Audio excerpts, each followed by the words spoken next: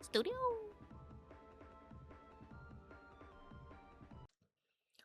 Oh my gosh, my spazzies, we are back at the big old desk. If I sound crazy today, my voice is shot. I have 2 lozenges in. I turned off my dehumidifier, but my air filter is still on because the allergy season is beating my ass. Welcome to our 2025 recap video. This one is gonna be off the dome. I do have some little like point form notes, but I wanted to do this like off the cuff because I figured we would just like have a chat about studio things. So yeah, if you follow me on my second channel, which you should, it's really fun. It's Spaz After Dark. You may have noticed I have been going like hard in the paint. We are having a Patreon revival. This is our year, okay? This year, I think, so far, I really want to, or at least for the summer, I really want to like lean into YouTube, lean into Patreon, lean into like long form content. I want to mix it up. So yeah, if you saw my, I'll link it. I'll put it as like a little keyframe here somewhere. But I did make a video on the second channel kind of talking about like my general, I guess, resolutions for 2026 and like the direction that I'm headed as a person. And obviously, like whatever I choose to do in my waking life inevitably affects my job because the two things like go together. But I didn't want to like yap about my plans for like social media management on my second channel because my second channel and my TikTok are kind of just like me doing shit. Like I literally market them as like here's all the random ass content of just like me dicking around that I've always wanted to post, but that I don't think I should put on like Instagram. I wanted to make a video anyway, a ramble, if you will. You know me by now, okay? There's 100 of you here, which by the way, 100 subscribers? Dog. I was about to say I'm touched and tickled. That sounds horrible. I wanted to say I'm touched and I'm tickled pink, but I don't think those two things should like go together. But I'm so grateful and I'm so excited. I love like starting a new platform and having a small number of subscribers because when your community is small, you really get to like interact with that community. It's a very special feeling. Yeah, this one's gonna be off the cuff, but I do have sort of my little like cliff notes. So I guess we'll start off with the successes of 2025 as a community. Oh my god, we did a lot this year. We had a really solid year of giving back to the community, and you guys know me. I love a good cause. I love a good give back to the community. So let's get into all of our successes of this year. Maison du Père. We donated $51.50 this year, and I know that it's not as impressive as the time that we gave. I think it was in 2024, right? That we gave like over $1,000. But this time I did a donation without the help of like anybody in my real life, and I made the Illustrator Wellness Journal and marketing guide, which by the way, they're now free. You can grab them on the free tier of Patreon or on my website, but we'll get to that later. Yeah, on journal sales alone, man, we made $51.50. And yeah, I love Maison Super. As you know, Men's Mental Health Awareness Month. My friend Cher tragically took his own life in 2024, and I donate to them twice a year, once around his anniversary, and then Men's Mental Health Awareness Month, and then sometimes also on Christmas. So thank you to everybody who gave love to that post. Thank you to everybody who bought a journal. And thank you again to our loyal journal testers, without whom we would not have been able to do this initiative at all. So thank you to Rana, Blake, and Adam. Mermaids UK, we donated $30. Again, off of sales in my shop alone. So, you know, a couple somebodies bought $30 worth of merch, which is crazy to me. Like, $30, like you could spend those $30 anywhere, and you chose to like spend it on my merch. Oh my god. Mermaids UK, really love mermaids. Found out about them many years ago. I like that they have resources for entire families in crisis, who are trying to basically like learn how best to sort of navigate their loved one's life now that they're like out of the closet.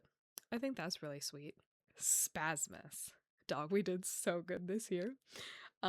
This year I partnered with Sick Club Montreal. We made gift baskets for AYA cancer patients, and we funded them on donations of items, sales from my store, and the lovely Mr. Studios, who drove me all over the place in a snowstorm to put these together and shelled out $300. The man is an angel. I love Sick Club. I got to spend time with the people. They invited me to their sound bath event, and that's how I was able to like disseminate the care packages. Just a lovely, lovely group of people. We had a lot of fun. It was a really groovy vibe. Like, I'm used to going to the cancer support group in the cancer center, which I guess is more like, it's more focused on like talking about your diagnoses and your doctor and like what your week was like going to the hospital and like all of these things. Whereas like Sick Club was literally just like, let's hang out and just be like bald and cool. And I was like, hell yeah. So that was SPAZZ'S. And this year in general, I had a really stunning return to activism. If you're not Canadian, or maybe if you are Canadian, I don't know. In Alberta, there was the recall effort to essentially unseat the UCP from power. And I got to communicate with the general Project Recall. In my description box, even though the recall was unsuccessful, they have started another initiative called the Maven Mockingbird Initiative that aims to basically have like more longevity in political activism. But yeah, I got to communicate with them. I got to work with them. I got to resource build. I got to resource build also with Rose Caucus, which are members of the NDP in Canada, who just elected basically a new like head of the NDP. It's Avi Lewis. And I met a lot of great people. I'd like to shout out really quickly, okay, the homie Chris Logstrup, and I'll put his Instagram in the bio and on screen. He's awesome. So Canada First, which is our kind of homegrown batch of Nazi weirdos, decided to do three big protests. And the first one, I wasn't able to go to the counter protest. There was one in Ottawa, and then there was supposed to be one in, oh my god, I think Montreal. Through a sort of network, very concerted effort of people, we got them to bow out of going to Ottawa. What a bunch of fucking losers. We got them to bow out from going to Ottawa, and Chris and his homies found out that there was a mini sort of demonstration of Canada First, and they went and counter protest and scared the Canada First people out of their protest spot. Holy fuck. He's great. He makes really like, if you want to keep up with the news and in Canada and you want it in a digestible, like sort of normal people format, if you don't want like the jargon and you want to hear like from the mouth of a Canadian, check out Chris Logstrup.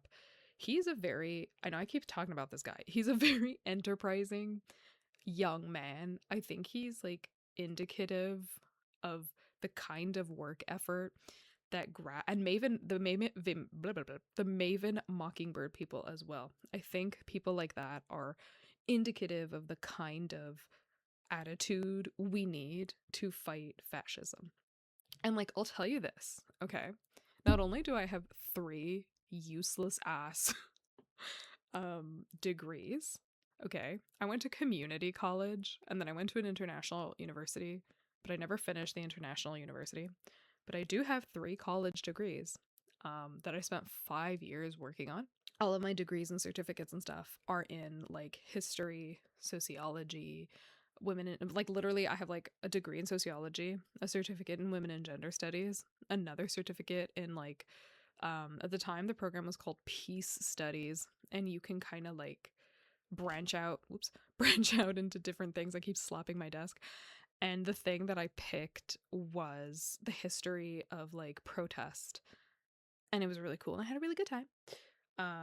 But yeah, but in addition to that, that whole time I helped run an NPO. And I don't know if the NPO members would like want me to tell you the name because we're very Googleable, but we did run an NPO. So you know, this ain't my first rodeo. But like, yeah, I love the tude. I love the work ethic. I love the drive. I love the initiative. We're going to be doing more. I think it's time for the stunning return to being a pain in the ass about politics. And who better to do that than an anime titty slash most of the time furry artist, right? And where better to begin than with community building and mutual fund building. Okay, so again, if you follow me on Instagram, and you should at Spazzatic Studios Creations, you've probably noticed I've been doing a lot of Cuba posting, which I don't think should come as a surprise to anybody considering this is literally a family of Cubans. So, you know, you don't need me to tell you like the blockade is horrible and the circumstances are dire. Like you know, you've been new, right? But yeah, I decided instead of sort of for this year, instead of doing little initiatives like Maison Super here, mermaids here, this here, that there, I'm gonna just compile all of the money along with 50% of my income, and I'm just gonna why I guess worry about passive action when you can take direct action. And for me, it's throwing money at Cubans. So far, like my family bought a generator. They sent, I don't remember how many hundreds of dollars of non-perishables. We always do like at least once or twice a week we send like recargas. It's basically like buying a phone and internet service. Like you buy it in Canada and you assign it to a Cuban phone. So we've been doing what we can, but in the interest of mutual aid, there are a couple of changes, and that brings us to Patreon. Like I've been saying, okay, community building, mutual aid. The two of them go together. Generally speaking, fascists don't love community. And like the more sort of disconnected and splintered you are from the people around you, you know, that's historically like what let Nazis in. It was splintering because the left didn't want to embrace communism, and instead of functioning as a united front, they basically made sure that like it was them or nobody. And like Cuba's, I guess, a great litmus test for how important it is, or rather how vital it is to survival, even when you have nothing, to pool all your shit together. We live in a world where like you probably don't know who your next door neighbor is. I live in a condo building. Do I know the names of all of my neighbors? No. Do you know the name of your neighbor? Like, think about it for a second. And then if you do know the name of your neighbor, do you know the name of your neighbor's neighbor? Like, it seems like these things are pedantic, but they're kindnesses that ensure that like big groups of people continue to be able to survive. They're very important. So I was like, you know what? I'm going to dissolve all the tiers on Patreon and we're going to make everything free, which is twofold. Sort of fold A, obviously, right? Is the digital art stuff. So all the brush packs, downloadables, there's going to be more tutorials. It's basically just like here are the resources, down with the paywall. On the second channel where I do like other crafts. Like we make tarot deck boxes. I almost spoiled some of the crafts. Okay, whatever. I'm just going to tell you. We make like felt projects and we sew and we cook and we do this and we do that. Like those, I guess, folk crafts. It's folk craft o'clock. I'm going to be making a lot of templates and I'm going to basically be showing you how to do crafty shit and artsy shit for free. For as free as humanly possible. I literally, okay, quick anecdote, today was walking my little rat and I noticed that like a bunch of really nice branches have like fallen on the ground and the city cut a bunch of trees down and they kind of just left them on the curb, and I spent 45 minutes picking up the most like beautiful, like bendy, flexible, crisp sticks so that we can make a besom broom. And like that's a craft you could freaking do for free. You just need to like go outside and pick up stick. Like, what more could you possibly ask for? So, community building, Patreon dissolved. Please take my resources, for the love of God. The only tier that remains is the $5 tier. There are a couple special perks in that, like, you'll get things like, example, brush packs a month early while I'm still testing them. Like, you'll be able to essentially like beta test shit, or you'll have like a bonus video. Like right now for June, there's going to be a bonus video talking about like my hysterectomy anniversary, because I have to like talk about NSFW stuff, because let's be for real, I'm talking about my vag. I'm going to put it on the 18 plus tier, which is the $5 tier. So stuff like that. But the $5 tier, again, is directly into the mutual aid fund. Speaking of Cubans, though, really quick, I do have, and I hate to use Amazon, but I could not think of another centralized way where I could keep my address anonymous but have people like donate stuff. But I did basically make a list of things that people were asking for, and it's a good mix of like resources that like you need to live, but also things that are like dignity items, things that you wouldn't necessarily like think of, right? Because when you think crisis, you're like, okay, food, water, like internet. But it's like wigs, beach towels, like UV arm sleeves so that you don't get sunburned. It's like little sort of luxury, quote unquote luxury things that um kind of just like help, you know, give people dignity and get them through the days. So there's a big list. You can buy whatever calls to you. Obviously, we, like me and my family, are going to be buying stuff. And yeah.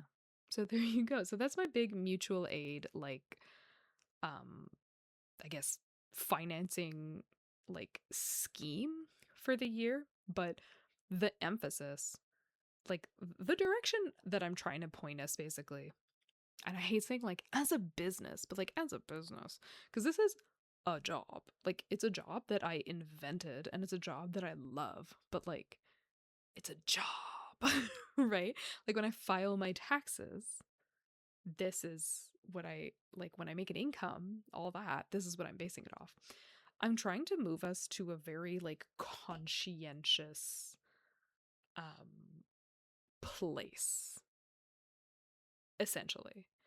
And I think that like again, okay, who better than an artist with $2 to like pick up the scraps of like community and community building and like positive online presence and squish them together and be like, look, there's a better way that's not like hyper consumerism, that's not fascist, that's not like like doing anything and everything in order to like secure quote unquote fame. Like, we have options.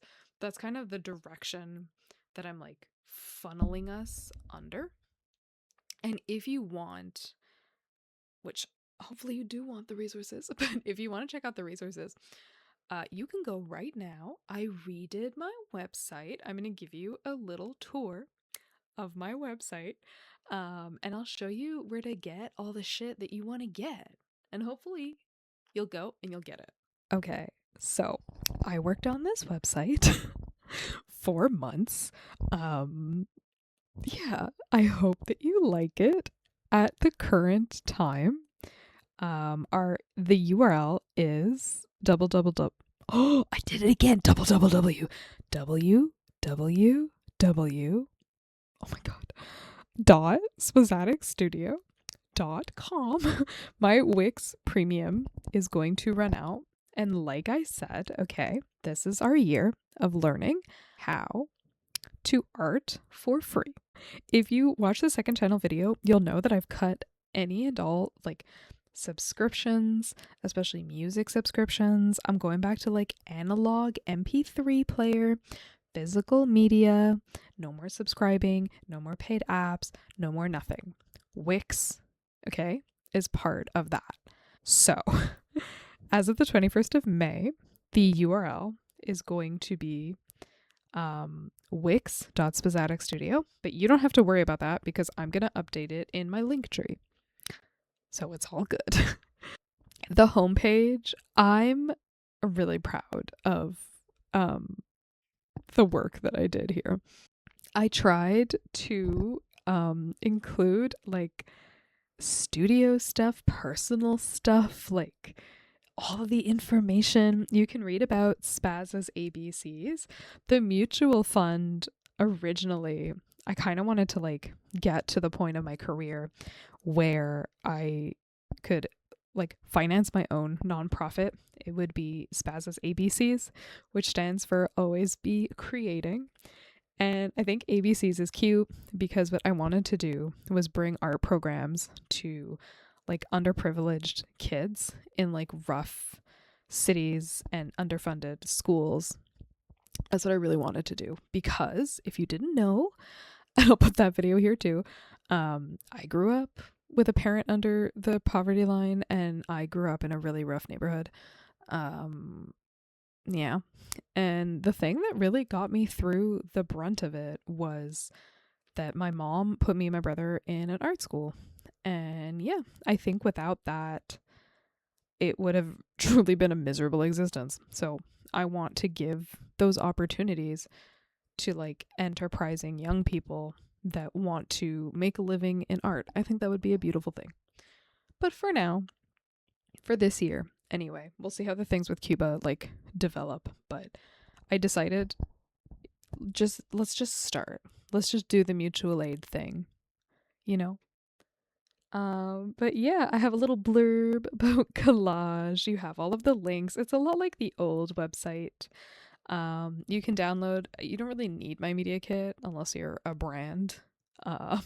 There's a button to email me, and obviously there's our pledge, the SPAZZ'S Studio commitment to an AI-free art community.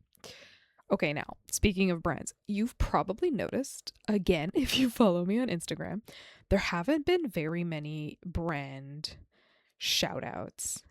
And it's funny because I actually had a couple year-long contracts for 2026. So 12 months of products. And I was like, no. So I canceled my brand deals, and I'm not currently taking brand deals. Again, okay, there's like, even though as artists we don't really think that we're the target audience of companies wanting to like sell like shit you don't need. There's a lot of consumption that goes into artistry. Again, okay, I know I keep saying I talked about it on the second channel, but I did. I talked about it on the second channel. I inventoried all my crafts shit and I was like, oh my god, like I have a year's plus worth of freaking crafts. So I'm doing a no buy year. Go check that shit out. But like, it's insane how much like art stuff gets pumped out and marketed to us when indeed most of us have everything we need. I think we're going to do a consumerism free 2026, and I'm not going to take brand deals. And I realized like 97 90, that's such a weirdly specific number. 99% of the stuff that I was getting, I was either like reselling or giving away or donating to other people. Like 12 months of most of my contracts started off as 6 months. 6 months of stuff. Imagine every month. Like, I don't know, how much shit is in a Yume Twins box. There's maybe like 5 things ish. So imagine buying 5 new random decor items a month for 6 months. Like, or even like the figures. And I don't want to sound like I'm shitting on these companies because I had a lovely experience, okay, working for Ichigo Group. Don't yell at me. I loved it. I love Yume Twins. A lot of the stuff is stuff that I would have bought for myself. I love the snack. I love Tokyo Treat. Again, delicious. So fun. But like there's so much stuff in the world and in your house. It's like, do we really need to add more stuff? And the collab with Animota, where they sent me all those figurines, was again like so fun and cool, but I didn't get to choose the figurines. They did. And so I sold most of them because they just didn't fit my aesthetic, and then I ended up repurchasing the figurines that I like actually like wanted.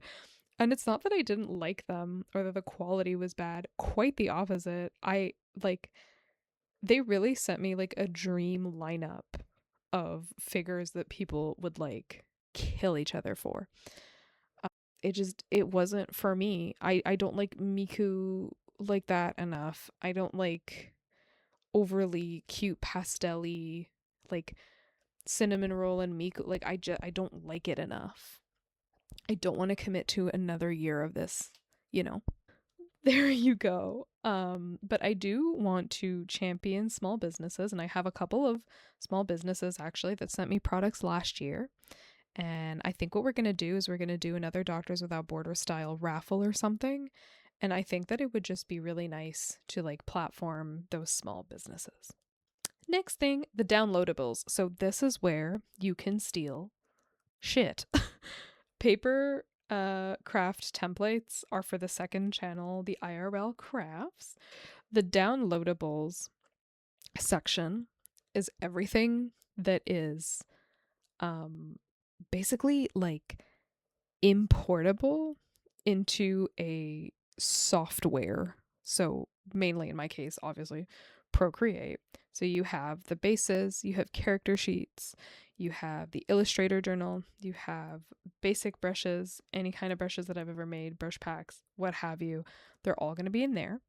In the resources, it's really going to be like written resources, and I've been working on a few. So right now there's just the marketing guide for illustrators who like want to get started doing content creation. You can grab that for free, but there will be more resources, and these are really like resources that you're going to like go through and read that have like pertinent, relevant information that will help you in the advancement essentially of your career. In gallery, it's a gallery. You can take a look, you can take a listen, you can have a good time. I had a lot of fun going through old photos and stuff and just like compiling all kinds of different fun little things to stick to this. I think it's so fun. And then of course the final tab, you have manga. At the moment right now, under original manga, you have Yokai Parade. You guys like Mari so much. It's so cute and endearing. And I thought, how fun would it be to literally give Mari her own little little manga. So Yokai Parade, Chotomate is there. Okay. I know that we're still waiting for Chotomate. I know that I promised last year and then I promised this year. The thing is, I'm fighting for my life. Okay. This is actually a good segue because I wanted to talk about like projects. So when it comes to Chotomate, like I tried simplifying the style and then I tried like seeing basically how bare bones I could make it, and I've tried like traditional art, I've tried digital art. Yokai Parade has been really nice because the pressure has been so off. I've been able to like really gently ease myself into like trying all of these like different like mediums and things, and I'm very much still on my art journey. We'll get to that in a second too. But like Chotomate means so much to me. I'm afraid, and I guess I probably shouldn't be. You know, it's like they say, right? Just make it. You can make it good later. But I'm so afraid of messing it up that I just keep delaying it and delaying it. Because I'm waiting for it to be perfect. So that's kind of what that is. There are the character sheets. Like I released the character sheets for sort of the main cast and like the main secondary cast. These were like heavily simplified one like versions of them. But now I don't know if I want to do super simple or if I want to do like the style that I've been developing. And like I actually started taking IRL art classes again. It's been really fun. My chosen medium right now is oil pastel, and I'll show you a design that I did when I was working on the next batch of brushes that are going to come out, and then I'll show you what I drew basically like this week and last week. And like I I'm leaning towards drawing the Chotomate cast in this style, but really what I've been doing, as we know, okay, I have a very extensive vintage manga collection. I've been looking at a lot of like clamp, a lot of mid 2000s like stylistic manga choices, and trying to figure out like what I want to burgle, if anything, and kind of just like wrap my mind around working fully in grayscale. And it's funny because I love working in grayscale. I hate coloring. We know this. I hate coloring. It's the bane of my existence is rendering anything. But like rendering in grayscale is still rendering. You still have to like worry about your values and balance and the aesthetic, and it's like, oh my god. I'm like in this weird place lately. So that's kind of the delay with Chotomate. But Yokai Parade has been really fun because I can dick around there and it feels like it's like inconsequential, which is a really nice feeling. Other long form projects, there were 3 that were done basically. They just needed to be like the final round of editing, and I had to scrap them all. Okay. The first one was the Spaz GPT, where basically it was like a fun. If you've seen Curtis Connor's video on how like he tried the faceless YouTube channel like trend to see if he could make any money. It was basically that, where I would like have a custom GPT that I would feed my whips to specifically for digital art and see if I could like utilize this thing at all in some positive capacity.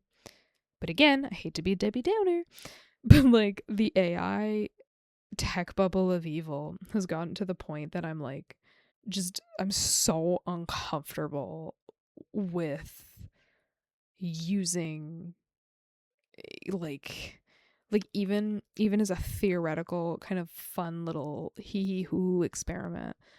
I'm just uncomfortable with it, and I don't want to go ahead with it. I think that I will make an AI video, just kind of like, because like the psychology behind like how people become consumed in this thing is so interesting. And like, I'm a graduated sociologist. I love that shit. So maybe we'll do that. The second video was that was going to be the first long form video on the second channel. It was basically about like sites like Temu and Shein and stuff capitalizing off of this like desire to return to Y2K. And like, as we know, right, everything that's kind of like quote unquote old now is like super duper trendy. And as such, fast fashion companies and junk manufacturers are gonna try to like approximate this nostalgia that really can only be obtained through secondhand things. But after really looking into Temu and sort of lining up all my different experiments, I'm not super comfortable with the slave labor aspect. I do have a couple of things that I did buy 2 summers ago to do this video, but like I don't think that the scope, like the full scope of the video, even though it's like it was all scripted and basically everything was filmed except the experiments themselves to test like tensile strength of fabrics and like lead test stuff. I had like different categories of all of these things that I was gonna like buy and test, but I'm not comfortable doing that anymore. So again, it's gonna be reworked. And finally, Jesus Christ. Okay. We need to talk about start checking hard drives. Start checking hard drives has been completed 2 times. And 2 times I have had to take this 3.5 hour video and put more shit in there and rescript because it started off as a video essay about Rori content, about this deeply evil, problematic fetish that has become culturally enshrined in Japan, and how in Western sort of anime culture, it's a marketing gimmick and it's not taken seriously, as its production is a crime. I had to change the expression because like I don't want to talk about Rori shit and be like okay, God, this video. Now, the more I looked into things, the more I noticed a really freaky and disturbing trend that felt low-key at the time conspiratorial. The more that I looked at like the way that young girls and teens, like the marketing of like what was marketed to them and brand, you might know where I'm going with this.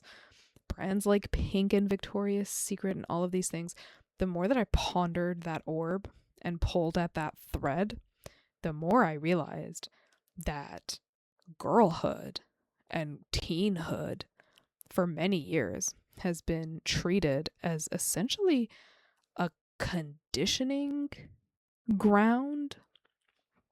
You're going to hear my chair squeak. A conditioning ground for psyoping adults and children to be okay with pedophilia. And then, you'll never believe this, the Epstein files. So the Epstein files drop, and it is definitively proven that this dude had such a hand in the marketing of what girlhood should have looked like to teen girls that he solo carried the exact type of conditioning that I thought was a conspiracy theory that I had come up with myself. And if you're wondering why the hell I would even delve into the wonderful world of roadies, it is because I had the displeasure of learning what the fuck a gargura was. And the more I looked into gargura and Saba, the more I realized it's time to send the flood. I am currently on, it's gotta be the fifth rescripting of that goddamn video. because the more of Mr. E's files come out, the more shit I have to retroactively add, and I would like to be done with this video by the end of this year. I would like to be out of this personal hell that I have like manufactured and forged for myself. I would like this to be done. So yeah, I'm doing my best. I'm doing my best. Okay, we're gonna get to it. We're gonna figure it out. But that's what's kind of been going on with those. What a cheery topic. I guess I'll close out this video by sort of giving you my parting words on what 2026 and also what 2025 meant to me. 2024 really felt like it was about adapting to being a public figure. It was about accepting criticism, accepting feedback, and just like learning the norms of an internet that I hadn't really like thought about. It was like learning how to interact, which like as an autistic girly has always been the bane of my existence. Like it's hard enough in real life to accept things like criticism or mockery or mean-spiritedness, or like even constructive feedback can feel very combative sometimes in everyday life. When it's on the internet and you feel like you have to prove yourself to all of these people that seem to be watching you but that you don't know who they are, it's a lot. It felt like when I first sort of figured out eye contact, for the longest time everybody would tell me that I had like big unsettling doll eyes, because I thought that the correct way to maintain eye contact was to just stare into people's souls, unblinking, the entire time I was talking to them or they were talking to me. And like nobody acts like that. Like when you're having a conversation, you look at the person, you look around, you're like thinking, maybe you're like looking up, you're like trying to remember things. And I was like, no, the way is to just bore into these poor people's souls. That's not the way. I felt like that on the internet where I was like, what is going on? And like I don't know if it's because I'm like just a boomer or what.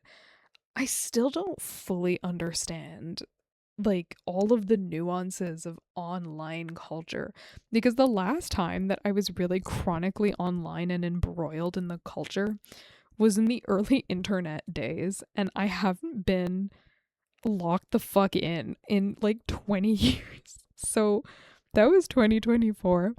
2025, like the key takeaway was just a reminder that like art is invention. It takes time, it takes rebrands. Sometimes you have to like crash the fuck out and go on a journey of the self, and like the pressure of perfectionism. I'll tie it into 2024. The pressure of like perfectionism, expectation, and like wanting to perform well under scrutiny. You have to drop them, because in reality, like you can be an artist who creates content. You can be an artist who is a content creator, and content to a degree I think is art.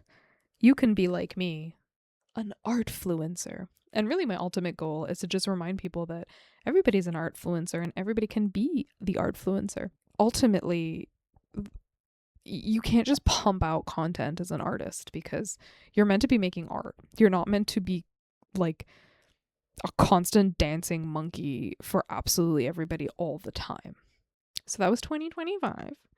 2026, I think, like all of these epiphanies have led me to, I guess, the most natural sort of concluding question, which is like, who am I really? I've been going through a style journey, not even just in my art, but even like in my life. The more that I lean into like multimedia, which is what I've always leaned into, because I've never had the patience or the personality type or the want to specialize in one thing forever, as evidenced by my 3 goddamn degrees. Every time another one was offered to me, every time another specialization or another round of volunteering or another like bunch of different course credits were offered to me, I wanted to like just do more and more and more and more. The more that I lean into this natural process for me, the more I find that I drop things that I don't enjoy doing, and it allows me to return to them with curiosity as opposed to pressure. It's like the rendering. Once I threw in the towel, the first thing I wanted to do was pick up my oil pastels after God only knows how many years of not using oil pastels as a medium. And I'm having the time of my life because there's no pressure to perform. It's not digital art. It's not my job. It's not tied to my online presence. I don't have to explain myself. I'm just doing shit. It's the year of trying anything and everything. And that means that you're gonna inevitably change, and there's gonna be things that you chop out of your life. And I'm beginning to be okay with it. And like in general, okay, if you've been here since like I first started posting, which was fresh out of the cancer fiasco, 2026 is the first year that I really feel like I'm healed. And I don't mean that to mean like, oh, I'm 100% like fixed. I finally feel like I've stepped out of the cancer bubble and I'm starting to just feel like a member of society. This is the first year since 2023 that I don't have to worry about an incoming surgery or the aftermath of a surgery or a complication or another like medical device to contend with. Like, this was the year that it's like, just be you, girl. And I think it does tie into like where I'm at with my ability to continue making art. And it's a beautiful thing. And I'm really excited for 2026. And the excitement, like I said, it comes from sharing it with you guys. I may be the artfluencer, but I'm not the only artfluencer. I'm an artfluencer. There are so many other artfluencers out there who can do great things far better than me, and all they lack is the support to put themselves out there and do it. And I hope that we can build a positive community. And like, I already see it in our teeny tiny little community of regulars. I see it on Discord. I see it on Instagram. I see it in the comment sections. I think we could build something even more beautiful and uplifting where people don't feel like they constantly have to perform perfection under pressure, and that they can just be the artists that they were born to be. And I want that for you, and I want that for me, and I want that for us, because it's gonna save the world and it's gonna oppose fascism. Okay? That's my spiel. I hope you enjoyed. I know we went on a lot of tangents, but that's really my little reflections on 2025, my directions sort of for 2026, my tentative direction, at least for the summertime. I really come alive during the summertime. I love the summertime. And I always get like in the spring a big push of inspiration and a big well of motivation, and I'm excited to share it with you guys, and I think we're gonna have a lot of fun. I really do. So there you go. I really hope that you enjoyed. Thank you for sitting through this whole video. I literally lack the ability to yap for 15 minutes, dog. Like, I have to consciously hold myself back. Or we'll be here for 3 hours. Okay, let me plug my shit real quick. If you want to do crafts, hang out, be silly, and just watch me like a fish in an aquarium, may I suggest to you TikTok at Spazzatic Studio. You could check out the second channel, Spaz After Dark. Come join the Patreon. It's a lot of fun. There's perks every month for the free members, for the $5 members if you're interested in mutual aid. Patreon.com/Spazzatic Studios. If you're just interested in the art, my IG is always public as Spazzatic Studios Creations. Our Discord is currently closed to non-members. Please go look at my website. I worked so hard, bro. W. I'm just gonna lean into it. I can't speak English. www.spazztastic.com. Also have a new segment called SPAZZ'S Mini Craft Theater, where twice a month I do a silly little craft and you guys can vote for it on Instagram. So once again, for the people in the back, patreon.com/SpazzTasticStudio. Please drop a like, schwingle that bingle, and boingle that spoingle. Like, comment, and survive.